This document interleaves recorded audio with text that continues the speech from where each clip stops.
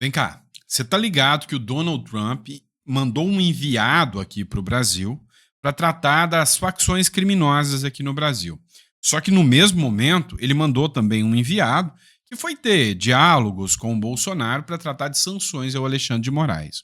Então, pergunto, você acha que o clima entre Trump e Lula está azedando? Se você respondeu, se encerrou. Já azedou há muito tempo, já passou dessa fase. Olha só, agora o Lula resolve atacar não só o Donald Trump, como o secretário de segurança norte-americano, o vice-presidente norte-americano e o Elon Musk. E adivinha, direto de uma reunião que está lotada de ditadores, todos inimigos dos Estados Unidos. Não tem como isso dar certo. Esse mesmo enviado dos Estados Unidos, ele teve duas agendas. Uma das agendas para sancionar Moraes, junto ao presidente, ex-presidente Bolsonaro. Outra agenda para tratar do crime organizado aqui, considerar o PCC e o Comando Vermelho como organizações de terror. O Lula não quis, não gostou. E aí, os governadores estão mobilizando uma ação para ir contra Lula e a favor do governo norte-americano. O negócio está mais azedo do que você imagina. E não para por aí. O Donald Trump anunciou que fez uma operação militar bem debaixo do nariz do Lula. Um duro golpe contra o Brasil. E aí já tem gente da esquerda falando que foi uma violação da soberania brasileira. Meu irmão, o circo tá pegando fogo. E aí, no meio desse auê todo, surge mais uma notícia bombástica. Escolheram o Papa. E adivinha de onde que o homem é? Adivinhou, não? Então senta, pega a cadeira, pega a pipoca, e esse editorial tá bombando de tanta informação relevante para você. Mas é óbvio, né? Vou pedir para você se inscrever no canal, curtir, compartilhar e mandar esse vídeo para o maior número de pessoas o possível. A gente tem muita informação muito relevante, tá? Tanto para você quanto para os outros. E bora lá, a gente tem uma meta, chegar a 2 milhões de seguidores, mostrar que nós, conservadores, estamos alinhados, né? Juntos aqui, acompanhando tudo que vem sendo realizado pelos nossos políticos, tá bom? Mas vamos lá, vamos começar de matéria. Olha só, matéria fresquinha, publicada há menos de meia hora, tá? O Lula, ele resolveu dar uma entrevista para a revista The New Yorker. Lembra da The New Yorker? É aquela mesma revista que chamou o Alexandre de Moraes de The Big Alex, né? Ou seja, o Xandão em inglês. Dizendo que o Alexandre de Moraes tem algumas medidas um tanto quanto autoritárias. Inclusive, teve até que o Supremo Tribunal Federal rebater a revista. Acontece agora que o Lula, de lá do clubinho de ditaduras, resolveu dar entrevista para essa galera. E adivinha o que o homem, a sapiência, o Homo sapiens em pessoa, resolve fazer? Atacar o Donald Trump. O Lula exalta a China, chama Trump de negacionista das instituições. Matéria da Gazeta do Povo, tá? Prontinha aqui para você conferir. Em entrevista à revista norte-americana The New Yorker, o presidente Lula, do PT, atacou o presidente dos Estados Unidos, o Donald Trump, o vice-presidente norte-americano, o J.D. Vance, e o chefe do Departamento de Eficiência Governamental dos Estados Unidos, o bilionário Elon Musk. Abre aspas para a fala do Lula. Eu vou ler, senão eu coloco a fala dele aqui. Eu sei que vocês não gostam muito dele, então eu prefiro ler. Eles são negadores das instituições que garantem a democracia em todo o mundo. Falou o Lula que está junto com os ditadores, tá? Só para deixar claro. O fato de o vice-presidente dos Estados Unidos interferir na política da Alemanha já é um crime. Chamou ele de criminoso. Não foi muito bem, né? Colocação, não. Nunca fui a outro país para interferir em uma eleição. Olha, Maduro tá vendo, tá bom? No começo, pode parecer bom, mas o resultado pode ser muito pior do que o que eles estão criticando. Quando você solta uma fera, depois você não sabe como controlá-la, afirmou Lula. Não caiu nada bem essa informação, tá? Essa colocação do Lula, e pode ter certeza que haverá retaliação do governo norte-americano. Mas para aí, o governo norte-americano já está dando reação. Vamos observar bem o que está acontecendo. O governo norte-americano mandou para cá o David Gamble. Quem é o David Gamble? É o representante do Departamento de Sanções, lá dos Estados Unidos. O David Gamble, ao chegar aqui, ele tinha 2 objetivos. Um deles, né, onde o Bolsonaro se encontrou com alguns representantes do governo Trump, né, fazia parte da delegação, mas não foi o próprio David Gamble, era buscar provas, investigar e sancionar Alexandre de Moraes, segundo o deputado federal licenciado Eduardo Bolsonaro. Já por outro lado, a segunda função do David Gamble era chamar o Lula, conversar e falar, olha, o crime organizado de vocês já está começando a incomodar a gente lá. Não sei se você sabe, mas o primeiro comando da capital e o comando vermelho já estão mandando muita gente, já estão exportando gente lá para os Estados Unidos e a droga de vocês está chegando lá. A gente precisa resolver isso. Eu tenho uma proposta para vocês. Vamos classificá-los como grupos terroristas. Assim, a comunidade internacional vai fiscalizar a atuação do PCC e do Comando Vermelho aqui no Brasil. Então, o Lula não gostou. Matéria da Gazeta do Povo.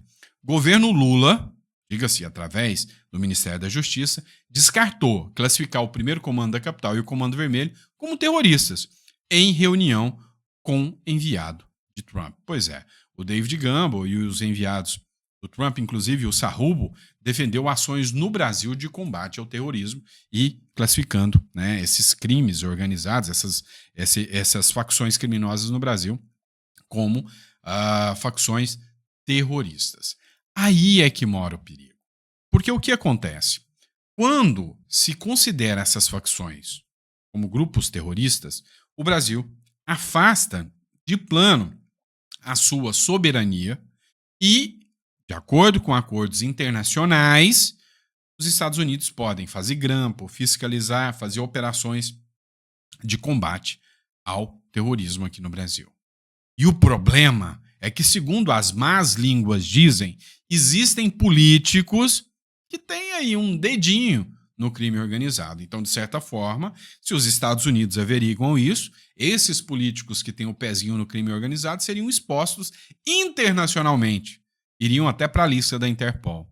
E aí, de certa forma, agora isso não vai acontecer, porque, segundo informações, o Donald Trump e os Estados Unidos não podem mais investigar aqui, né, as facções criminosas. Ou seja, passando o pano, tá? Bandido. Parece que quem não gostou disso, mas nem um pouquinho, foram os governadores. 2 governadores resolveram falar, pô, nós governadores queremos resolver o problema do crime organizado, mas o governo federal não está deixando. E aí, o primeiro governador a se manifestar merece parabéns, governador Mauro Mendes. Dá uma olhada no que ele falou. Você acha que organizações criminosas são ou não são terroristas? Praticam ou não praticam, esparramam o terror no nosso país? Olha só, eu vi hoje na imprensa nacional um tema que me chamou a atenção, porque o governo dos Estados Unidos falou com o governo brasileiro e propôs que nós declarássemos aqui as facções criminosas do nosso país como organizações, né, típicas de terrorismo, que praticam terror.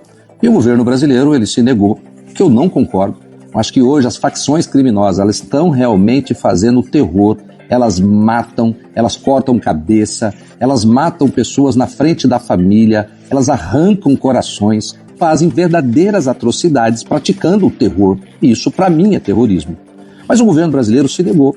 E, no final, né, ele se apega à lei brasileira, que classifica outras coisas como terrorismo e não as facções criminosas. E aí eu volto àquele ponto que eu já falei muitas vezes. A lei brasileira é frouxa. O nosso Código Penal é de 1940. E quem faz a lei brasileira é o Congresso Nacional. E mais uma vez eu clamo aos nossos senadores, deputados federais, pelo amor de Deus, gente, vamos atualizar essa lei brasileira. Não é possível essas facções criminosas continuarem agindo com tanta tranquilidade, praticando o terror e não serem classificadas, né, como pediu os Estados Unidos, o governo americano, mas eu tenho certeza como pede todos os nossos brasileiros de bem que não aguentam mais viver aí com essas facções extorquindo, roubando, matando, né, traficando, roubando vida de pessoas, praticando um verdadeiro terror, como esses terroristas que a gente vê e critica tanto lá fora, e eles estão aqui dentro do país fazendo isso impunemente. Com a palavra, o nosso Congresso Nacional. E se você acha que o Congresso tem que mudar, por favor, vamos cobrar de cada senador, de cada deputado federal, de cada estado, para que hajam, pelo amor de Deus, mude essa lei, endureçam com esses criminosos. Muito bem, parabéns para o Mauro Mendes, mas não para por aí não. Vocês, governadores, Caiado, Mauro Mendes, entre outros governadores aí, tinham a obrigação de pressionar o Congresso Nacional, porque ano que vem vão estar juntos com vocês nos palanques pedindo voto. Então, tinha que ter um movimento, já começou bem, eu já dou parabéns para o Mauro Mendes, mas os governadores como um todo, Tarcísio, deveriam estar se manifestando, pressionando a mudança dessa lei para que, sim, o primeiro passo é caracterizar todos como crime. Esse é o primeiro ponto. O segundo ponto, né, seria uma medida, né, exposta pelo Ratinho Júnior, que tem total apoio da minha parte. Escuta só. E acho que com uma medida, rapidamente a gente resolve essa questão da violência no Brasil. Rapidamente. Eu faria uma emenda na Constituição delegando aos estados a autoridade para fazer a sua legislação penal. Porque eu tenho certeza que se eu mandar uma legislação para a minha Assembleia Legislativa, que um assassino, um criminoso que mata um trabalhador vai ficar 40 anos na cadeia, na minha Assembleia aprova. Eu tenho certeza que um cara que comete feminicídio, mandar um projeto de lei que ele tem que ficar 30 anos na cadeia, a minha Assembleia aprova. Não é possível o cara matar uma pessoa, pegar 8 anos de cadeia e em 2 tá solto. Isso não é um país sério. Só que se a gente ficar dependendo do Congresso Federal, que tem muita coisa para resolver, não estou jogando a culpa dele não, mas tem um país todo para resolver, você não vai conseguir resolver na velocidade que a segurança pública precisa. Porque hoje você tem o crime, ele muda muito rápido. Então se você não tem a decisão da punição próxima e rápida, a gente fica discutindo teses nacionalmente que acabam não resolvendo. E até porque os crimes são diferentes regionalmente. Às vezes São Paulo tem um problema de roubo de cabo, no outro estado é roubo de celular, no outro caso é furto de bicicleta, que são crimes, em tese, pequenos, mas que traz para a população uma sensação de insegurança. E o problema não está na polícia que prende, a nossa polícia brasileira prende demais. O problema é que o preso não fica preso, o bandido não fica preso. Então é um problema de punição. Eu acho que com uma medida, uma emenda constitucional, não sou jurista, eu tenho falado com muitos juristas, mas a gente consegue rapidamente diminuir e resolver bem essa questão da criminalidade. Uma característica básica de nações ou de ditadores fascistas, nazistas, é a centralização do poder em suas mãos.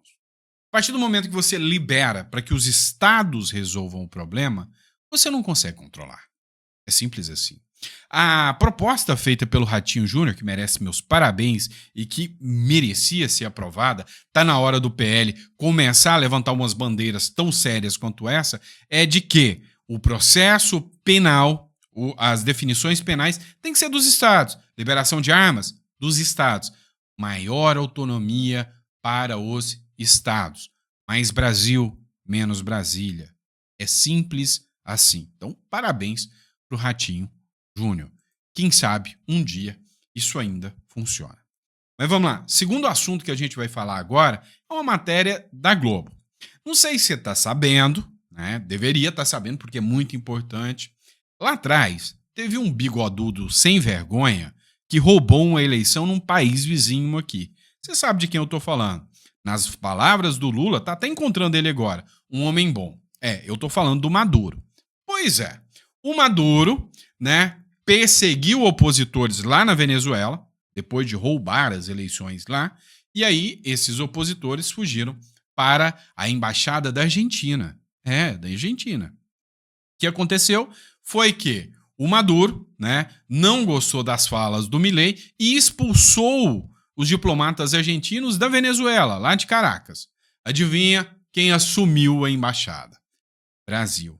É o que rege a lei internacional, que o Brasil deveria fazer a cooperação e o Brasil acabou assumindo a embaixada.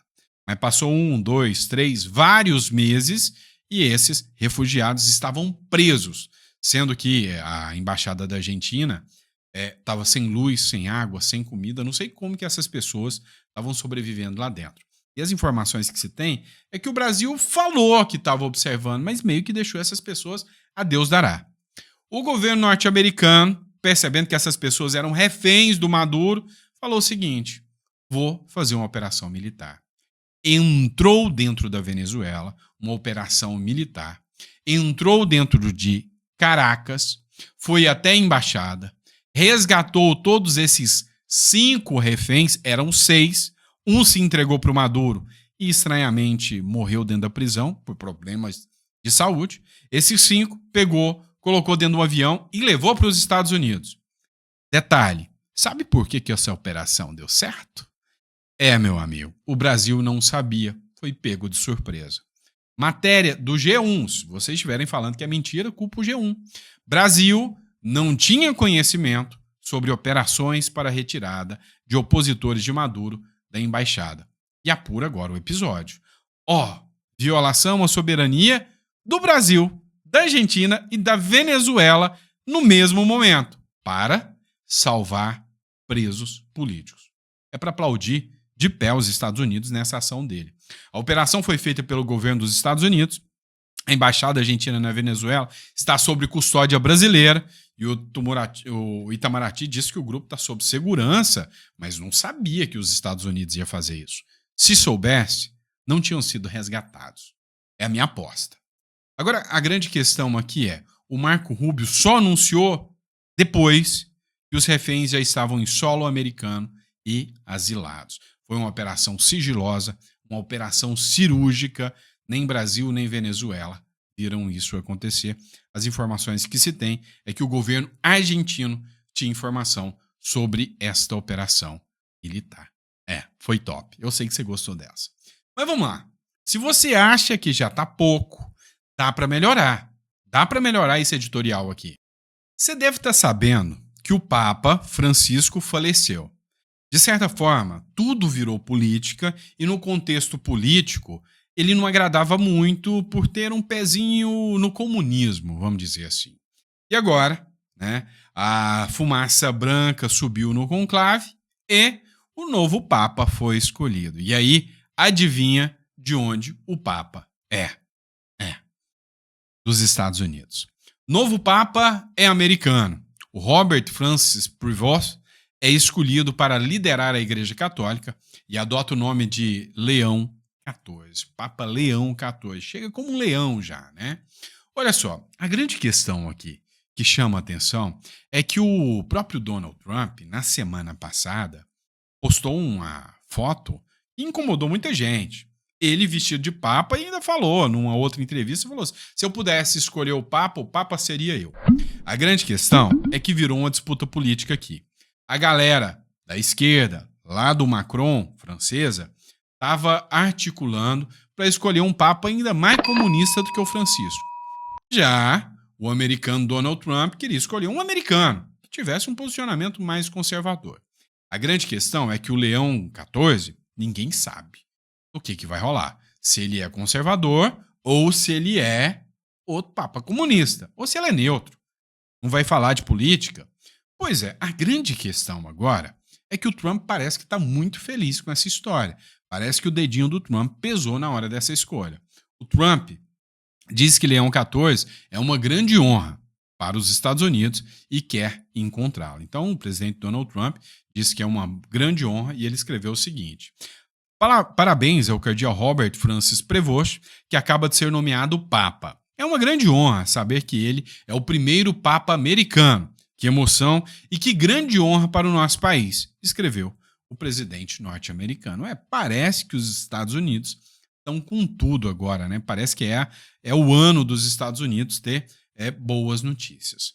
Só que, para a direita, ainda é uma incógnita. Para a esquerda, já acendeu uma luz vermelha. Por quê? Ninguém sabe o posicionamento dele.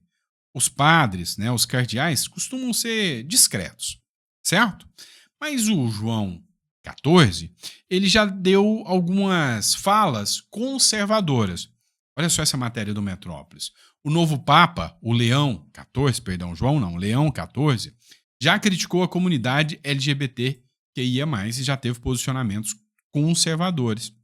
O cardeal norte-americano Robert Francis foi eleito nessa quinta como novo líder da Igreja Católica. Seu nome? Papa Leão XIV. Sobre a diversidade sexual, aos 69 anos, o Prevost torna-se o primeiro Papa dos Estados Unidos e sucedeu o Francisco em um momento de forte debate interno sobre os rumos da Igreja, especialmente no que diz respeito a temas como diversidade sexual e inclusão. Ainda é cedo para falar qual é o caminho que ele vai tomar, mas posicionamentos anteriores dele, inclusive posicionamento de 2013, já disseram que essa questão da comunidade LGBT, QIA+, elas ferem, de certa forma, os preceitos cristãos, ou seja, já mostrou que ele não sinaliza para este lado. Houve uma certa excitação aí, né, por parte dos conservadores que acreditam que será um Papa conservador e vai mudar o rumo da Igreja Católica, que estava perdendo muito fiel com a postura do Francisco, tá? Do Papa Francisco. Bom, e aí? O que você acha? Qual é a sua aposta? Vai ser um Papa conservador ou vai ser outro Papa left people? Coloca no comentário que eu quero saber. Vamos lá, não parou por aí não. Donald Trump tá com a macaca, tá com tudo. Olha só, o Trump anunciou um acordo com o Reino Unido. Acordo completo e abrangente. Ou seja, o mundo começa a demonstrar sinais de que abandonam a China e começam a fazer acordo com os Estados Unidos. Isso acende um sinal vermelho na China, que teve o yuan, que é a moeda chinesa mais desvalorizada nos últimos 18 anos. Fábricas fechando, começam protestos a acontecer dentro do país chinês, lógico, com alta repressão. Hoje, o representante chinês está com Lula e outros ditadores lá na capital da Rússia, né? Nenhuma democracia compareceu nesse evento, por considerar que só tinha ditador lá dentro. E aí a grande questão que mostra agora é: o Reino Unido faz um acordo amplo e restrito. O Donald Trump falou o seguinte: olha, coisa boa, a gente sempre teve uma relação de irmandade com os ingleses. E esse primeiro acordo com os ingleses mostra os laços de irmandade que temos e que Estados Unidos, Inglaterra e logo a Europa se defendem. E isso precisa ser demonstrado para o resto do mundo. Lógico, foi um recado para a China. Vamos lá. O STF já se manifesta agora sobre a decisão da Câmara dos Deputados que resolveu suspender o processo contra o Ramage. Pois é, parece que o STF já está fazendo aquilo que não pode fazer, se manifestar fora dos autos. É o seguinte, vamos entender. Matéria da Folha de São Paulo, ministros do STF dizem que a decisão da Câmara a favor de Ramage é inconstitucional. Segundo a matéria da Folha de São Paulo, 4 ministros já se manifestaram e disseram, nós vamos derrubar. Já era de se esperar que o STF ia comprar essa briga, afinal, eles são os deuses supremos do Olimpo e a Câmara é mero vassalo. Essa é a visão que eles passam. Só que a grande questão é a seguinte, esses vassalos é como a história, né, do grão lá do filme das formigas. Você lembra do Bugs Life? Onde um cara fala pro outro, olha, sabe por que a gente não pode ter medo? Jogou um grão em cima de um gafanhoto. O gafanhoto falou, não doeu. Jogou 2 grãos. O gafanhoto falou, não doeu. De repente ele abre uma comporta e cai milhares de grãos em cima do gafanhoto e mata o gafanhoto. A união de muitos faz a força. E aí, a gente sabe que tem 513 deputados e 81 senadores. E se eles quiserem ir para cima do STF, não há nada que o STF possa fazer. A Câmara dos Deputados dá impeachment do Lula. O STF, no Senado, leva impeachment dos senadores. Ou seja, mais cedo ou mais tarde, a panela de pressão vai estourar a tampa. E a hora que essa panela de pressão estourar a tampa, o STF fica em minoria. A Câmara dos Deputados só não entendeu isso ainda. Mas aí, ao desrespeitar a decisão da Câmara, que está prevista na Constituição, e o STF disse que é inconstitucional, primeira, que eles estão dando parecer sobre um caso que ainda vai ser julgado, o que é até considerado crime de responsabilidade. O STF não pode nem fazer isso. Primeiro passo. Segundo, ao negar, vai tensionar ainda mais a corda. Agora, se o Hugo Mota vai ter coragem para dar uma resposta ao STF, aí já é outros 500. Mas teve coragem para aprovar esse projeto. E aí, tá na hora do STF começar a acostumar com o seguinte: ninguém, mas absolutamente ninguém, vai querer estar com a esquerda em 2026. Vai ser o STF e o Lula contra o mundo? Acho que não vai rolar, não vai dar certo. Olha só que até a esquerda agora quer estar do lado do Bolsonaro. Dá uma olhada nisso. Igor Gadelha, não é qualquer jornal, é o Igor Gadelha do Metrópolis, um jornalista, julgo até com muitas ações sérias, com muitas matérias sérias. Ciro Gomes flerta com candidatura a governador. Quer ser governador. Em aliança, adivinha, com bolsonaristas. Para concorrer ao governo, o Ciro Gomes topa rachar por completo com o Lula, guinar a um centro-direita, junto com o PSD do Kassab e junto com o PL do Bolsonaro. Agora eu te pergunto, no final das contas, vai sobrar quem do lado dos petistas? Talvez, e olha lá, o PSOL. Talvez, porque já tem uma ala do PSOL que quer rachar com os petistas. Ou seja, não está nada fácil para o Lula. E aí, para encerrar com chave de ouro, é confirmado, é oficial. Advogado de Felipe Martins, detido no STF, será candidato ao Senado. E a gente está falando do eminente desembargador, do excelentíssimo e ilustríssimo desembargador e hoje colega advogado, senhor Sebastião Coelho, que sim, tem todas as chances de vencer, é uma figura altamente qualificada, é um nobre conhecedor do direito e, sabe, tem a minha torcida, não tenha dúvidas disso. Então, é oficial agora, é confirmado segundo o jornal Metrópole e sim, haverá, com toda certeza, uma grande chance de vitória do senhor desembargador Sebastião Coelho.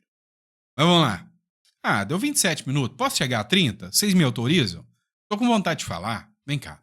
Olha só o que tá rolando. O mundo tá ficando doido. Muito doido. O Reino Unido, essa matéria é do CNN Portugal, não é daqui, tá? O Reino Unido prepara-se em segredo para um possível ataque da Rússia em um cenário nuclear. Meu irmão, o mundo está entrando em colapso total.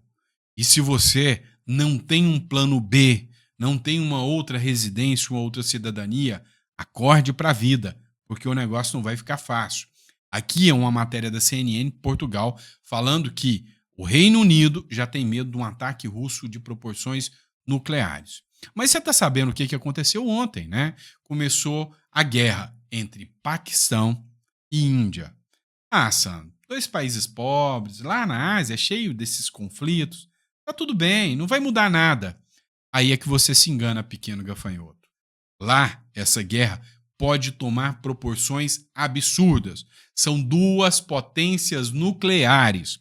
Tanto o Paquistão quanto a Índia têm ogivas nucleares. Para você ter noção, a Índia tem 180 ogivas nucleares. São 180 bombas nucleares. Você tem noção disso? Enquanto que o Paquistão tem 170 bombas nucleares. 170 ogivas nucleares. Deu para você ter a proporção disso?